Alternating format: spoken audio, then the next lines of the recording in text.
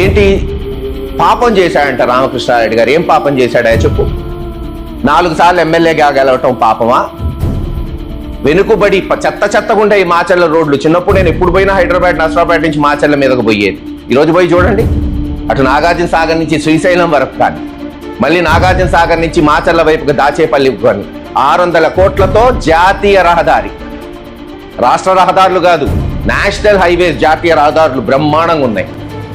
వరకిపూడి సాల కొరకు అన్ని పర్మిషన్స్ తెచ్చింది రామకృష్ణారెడ్డి గారు కాదా?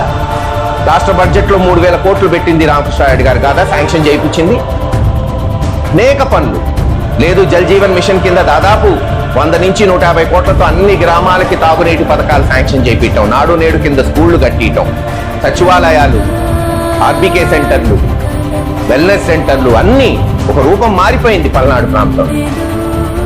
మరి ఇన్ని అభివృద్ధి చేయటం పాపమా?